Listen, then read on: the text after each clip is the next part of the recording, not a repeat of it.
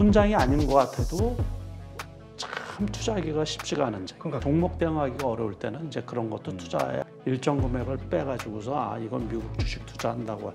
그렇다고 지금 당장은 매도세를 이렇게 돌변할 것 같지도 않아요.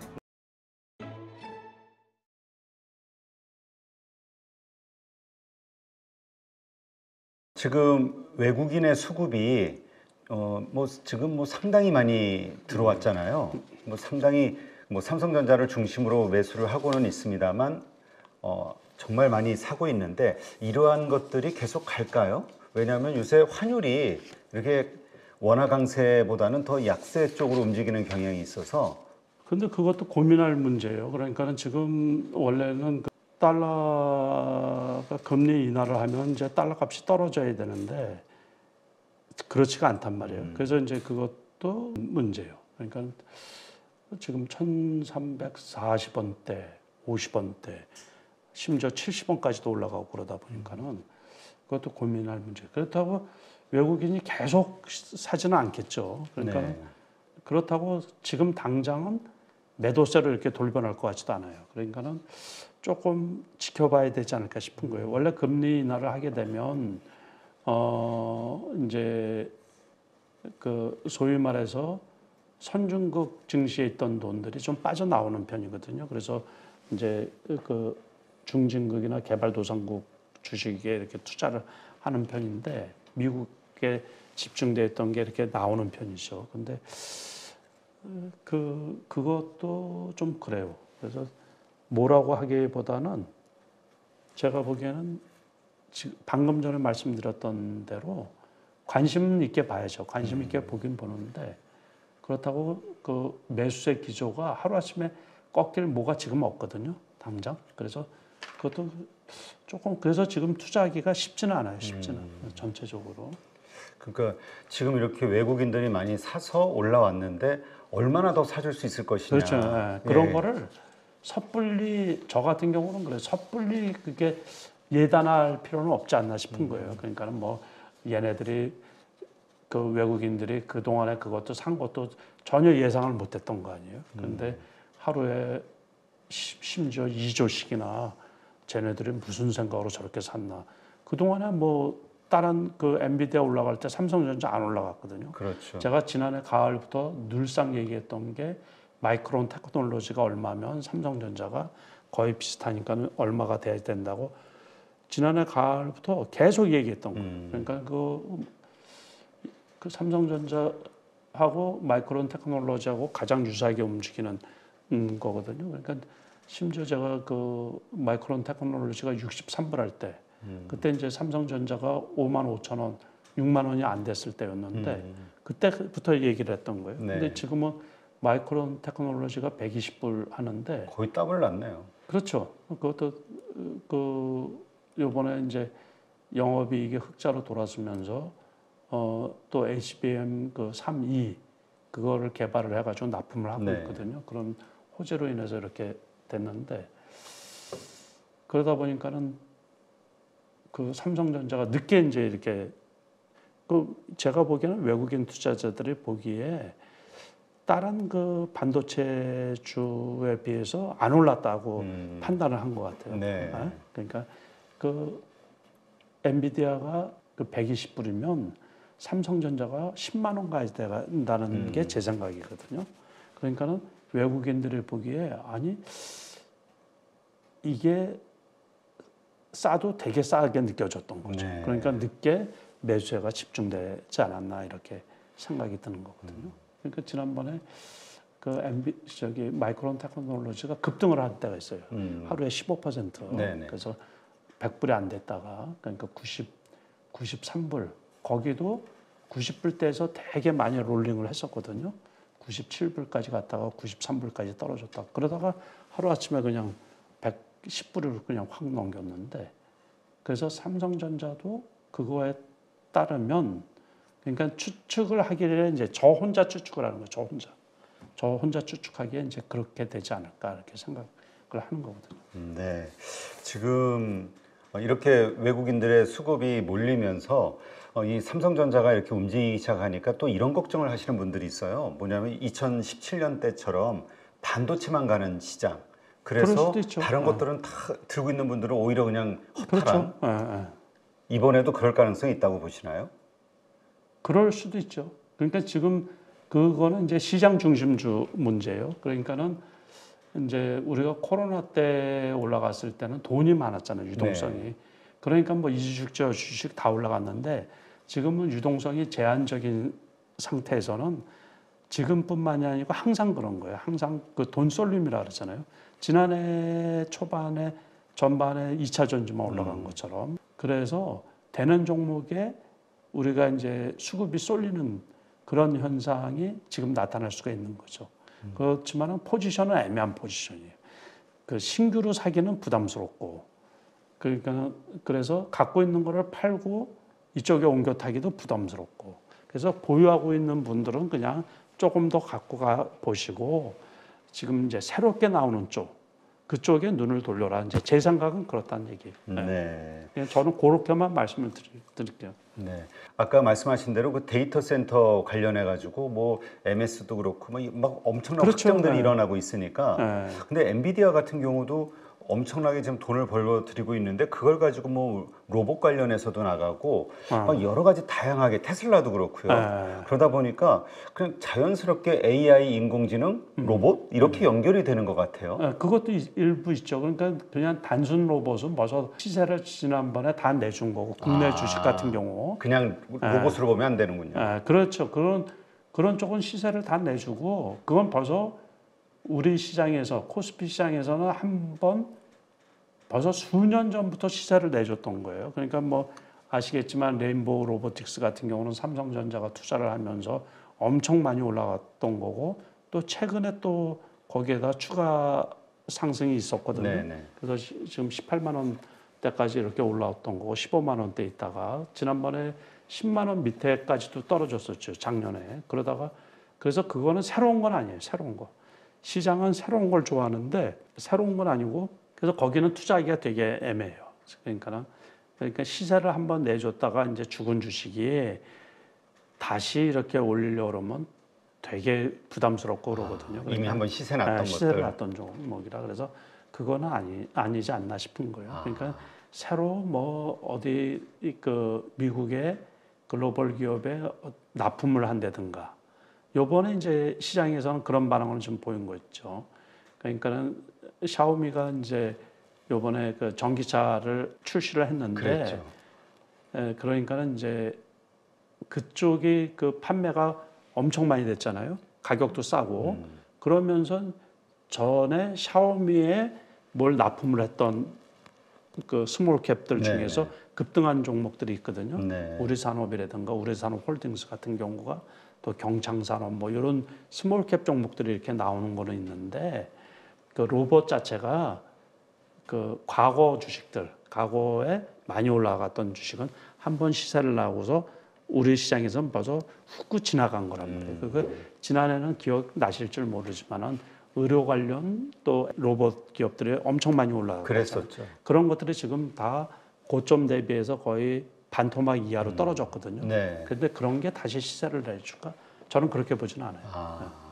그러니까 그냥 어떤 관련된 어떤 로봇 이슈가 나온다 해도 예전하고는 좀 다른 각도에서 이게 접촉이 돼야지만 그 모멘텀이 생기는 걸로 봐야겠군요. 네. 지금 그 자동차와 관련해서도 엔화 약세 요 부분 이것 때문에 현대차, 기아 자동차들이 이제 좋아지지 않겠냐. 그러니까 엔화가 강세로 되면서 YCC 그 끝나면서 근데 일본 엔화가 더 약세로 가면서 별로 이렇게 수혜를 못 받는 것 같아요.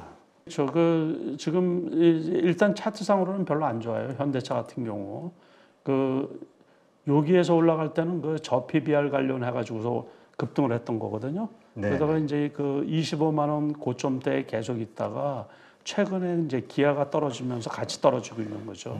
여기 61선이 이렇게 일봉상 지지고 있는데 위에서 보면 이제 역별이 나타난단 말이에요. 그래서 별로 기술적으로는 별로 안 좋고 지난해 이제 아주 폭발적인 실적을 발표했잖아요. 그래서 실적 피크가 아니냐 이제 그런 이제 우려도 좀 있는 거예요. 그러니까는 조금 이게 떨어지는 게 어디까지 떨어지냐. 원체 실적이 좋아서 그렇다고 뭐 계속 떨어지지는 않겠죠. 네. 근데 이제 여기에서 이제 반등을 할 거냐. 근데 이게 떨어지는 게 추가 하락할 여지가 좀 있어 보여요. 일단 기술적으로는. 기아차도 마찬가지고. 기아차도 한번 볼까요? 기아도. 이것도 역시 마찬가지잖아요. 네네. 그러니까는 지금 60일선 있는데 이것도 깨고 내려올 그래프예요. 그래프 자체로는. 여기서는 되게 좋았는데.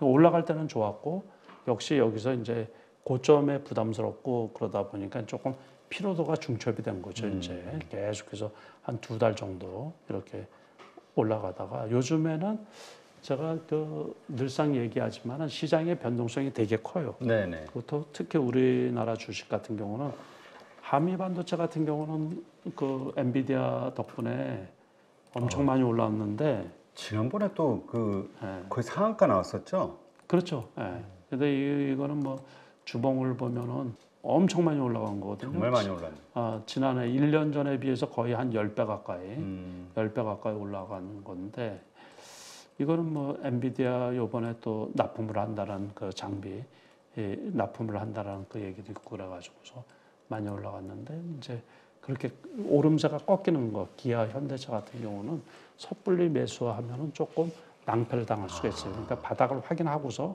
그러니까 섣부른 매수보다 신규 매수하시는 분들은 섣부른 매수보다는 바닥을 확인하고서 턴하는 걸 보고서 매수하는 게 좋은 게 아닌가 싶은 거예요. 이게 주식은 전체적으로 올라갈 때는 시작 처음일 때 이제 올라갔다가 오름세가 꺾이고서 꺾일 때 초반에 매도를 해야 돼요. 매도. 그러니까 지금은 어중간한 타이밍이라 신규 매수하기도 좀 부담스럽고 저 같은 경우 제가 보기에는 그렇게 보고 있어요. 네. 그러니까 그 오를 때는 우리가 일본 도요타 얘기를 하면서 PBR 2배 이상으로 오를 수 있는 그래서 오를 수 있는 그 룸이 상당히 많다 막 이런 것들이 생각을 했기 때문에 지금 떨어질 때 어휴 이때가 살 기회다라고 이렇게 막 사는데 아직은 섣불리 사면 안 된다. 네, 제 생각만 말씀을 드리는 거죠. 네.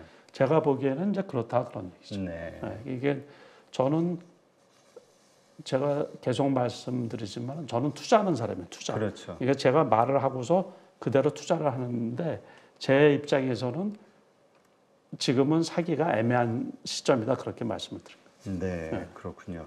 그러니까 결국은 오르는 주식, 추세가 꺾여 있는 거를 자꾸 보려고 하지 말고 지금 막 올라가는 주식들. 그렇죠. 그 일반 투자자들은 항상 그래야 돼요. 항상 이 기관이나 뭐 이런 데는 지도는 아니니까는 뭐 프로그램으로 집어넣다든가 그러면 뭐 지돈 손해 보지는 않잖아요. 저는 제 돈 손해 봐요. 제 돈. 그렇죠. 그렇기 때문에 이제 항상 저중심 투자자 입장에서 그래서 일반 투자자 입장에서 제가 말씀을 드리는 거거든요. 네. 그러니까는 그 증권회사 혹시 이제 직원분들이 나와서 말씀하는 거하고는 또 차이가 있을 수가 있죠. 그렇죠. 그러니까 저는 제 관점에서만 말씀을 드립니다. 네. 지금 그렇다면 그 아까 엔비디아 경우도 말씀하셨는데 이제 회장님도 뭐 엔비디아, 마이크론 이렇게 많이 투자하고 계시잖아요. 미국 증시. 요즘 뭐 한국 증시 이렇게 이 변동성 오르다가도 다시 꺼져버리고 막 이런 거에 지치신 많은 분들이 지금 미국 증시로 넘어가잖아요. 많이 그렇죠. 네. 예를 들어서 제가 보면 이렇게 이제 여러 번 말씀을 드린 건데 LG화학 같은 경우 네. 이게 올라갈 때 좋았거든요. 여기서 여기서 이렇게 보시면 일봉상 이제 이쪽 없애고 이쪽 없애고 여기 올라갈 때 보면 이게 완전 역배열 이렇게 크게 보면 이 121선 위에서 흐르고 아주 차트가 안 좋잖아요. 그렇죠. 그런데 여기서 완전히 뒤집어져서 이렇게 이제 다 뚫었단 말이에요. 그런데 좀 괜찮은가 봤더니만 이게 계속 흐르는 거예요. 이게 또 한 번 흐르고 여기서 이제 반등을 하고서 올라가야 되는데, 그렇죠. 요런 데서 반등을 하고서 이제 올라가야 되는데 이게 아니고 계속 흘러가지고서 잘못하면 이게 그 40만 원 이게 그래프상으로는 40만 원 이게 다시 떨어지게 계세요. 이런 식이에요. 이런 식이기 때문에 그렇죠. 국내 주식이 시세의 연속성이 없는 거예요. 한 번 그 대시세를 냈던 종목들. 그래서 되게 좀 어떻게 보면 투자자들 입장에서는 좀 짜증난다 그럴까. 그렇죠. 스트레스를 엄청 많이 받는 거죠.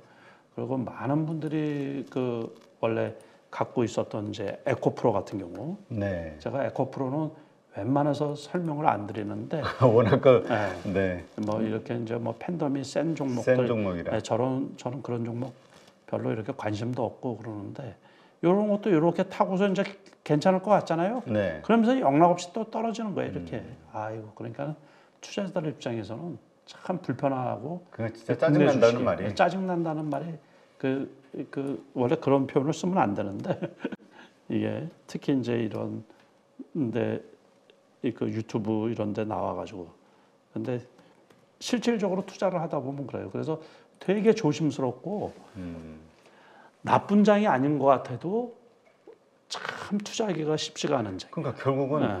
지수가 중요한 게 아니라 내가 들고 그렇죠, 있는 종목이 그렇죠. 올라야지 되는 그럼요. 건데. 예, 그러니까 지수가 뭐 아무리 많이 올라가고 그러니까 이럴 때는 이제 그 인덱스 ETF 같은 경우 그 네. 조금 지수가 낮았을 때 그리고 지금도 지수가 제가 보기에 크게 밀릴 일이 없다 그러잖아요. 그러면 이제 인덱스 ETF 같은 거라든가 아니면 제가 그 지난해부터 계속 추천했던 게 뭐냐면 나스닥에 그 TQQ3라고 있어요. 네네. 그러니까 그런 거를 이제 조금 사놓고 있다가 나스닥 지수 3배 추정하는 거. 3배 추정하는 건데 실질적으로 레버리지가 그렇게 크지가 않아요. 많이 안 떨어지고 그러기 때문에. 그러니까 지수가 많이 떨어진 날 좀 샀다가 더 떨어지면 더 사는 거예요. 그리고 계속해서 더 사는 거예요. 그러다 보니까 저 같은 경우도 나스닥 TQQ3가 어떻게 보면 제일 많다고 할까? 네. 그러니까 주식 수로는 그 제일 많이 갖고 있는데 올해 같은 경우는 보면 미국의 S&P 500이야 뭐 신고가고, 네. 그러니까 나스닥도 신고가 찍었다가 뭐 조금 소폭 조정받고 그러는데 지금 당장은 뭐 떨어질 일이 없다고 제가 말씀을 드렸잖아요. 그러니까 더 가지 않을까 싶은 거예요. 그러니까 종목 대응하기가 어려울 때는 이제 그런 것도 투자해야 이제 지수 ETF로. 예. 지금도 투자해야. 늦지 않았다. 예, 지금도 지수는 어차피 여기에서 더 가긴 가는데 네. 그 확신이 없어서 그런 거죠. 그러니까 그렇다고 또 금방 갈 것 같지도 않고. 그러니까 지금 지겹죠. 네. 이제 그러니까는 말씀을 드린 거죠. 네. 그것도 투자의 한 방법이지 않을까 해가지고. 네, 그렇군요. 지금 그 미국 증시에 투자할 때 지금 환율 우리가 지금 1,340원, 50원 막 이러잖아요. 예. 그래서 너무 비싼 환율로 지금 들어가는 거 아니냐. 네, 맞아요. 그래서 그것도 또 망설이시는 분들도 있긴 예. 하거든요. 저도 역시 마찬가지예요. 그래서 저는 원래 이제 그 사놓을 때 바꾸지 못하게, 바꿔지지 않게 그냥 달러로 완전히 이제 한참 전에 환전을 시켜놓고 원래 그거를 원화로 이게 매도를 하면 원화로 환전이 되고 또 사면 또 달러로 바꿔서 환전하고 막 그러면 수수료만 나가죠. 그래서 그렇게 그냥 그 달러로 가지고서 그냥 투자를 하는데 그거는 늘 신경사항이죠. 이게 이제 원래 금리 인하를 하게 되면 원화가 조금 강세를 띄어야 되고 달러가 좀 떨어지니까. 떨어져야 되는데 이게 안 떨어지잖아요. 그것도 참 그게 외국인 투자자들이 많이 들어와서 그런가, 그 수출이 잘 돼서 그런가. 그러니까 어떤 분들은 이건 우리가 모르는 뭔가 문제가 있나? 달러가 그러니까 약하다라는 거는 원화가 뭔가 원화가 약하다라는 건 우리가 뭐가 문제가 있어서 경제에 문제가 있으니까 그런 거 아니냐. 부정적으로 보시는 분도 있긴 하지만 어쨌건 드러난 건 없으니까 현재까지는. 근데 왜 국내에도 ETF들 왜 그냥 원화로 투자하는 달러 해지가 되는 그런 ETF들 있잖아요. 그런 거보다는 그냥 원 달러 투자로 가는 게 훨씬 나은 건가요? 저는 그렇게 하고 있어요. 저는 그렇게 하고 수수료 빼고 못 빼고 하다 보면 그 머리 아프고 그럴까봐 그냥 일정 금액을 빼가지고서 이건 미국 주식 투자한다고 해가지고서 일정 금액을 빼놓고 그냥 그거를 달러로 바꿔놓고 몇 년 됐거든요. 네. 그래서 그거로만 그렇게 하니까 저는 그냥 신경을 안 쓰는 편이거든요. 네, 알겠습니다.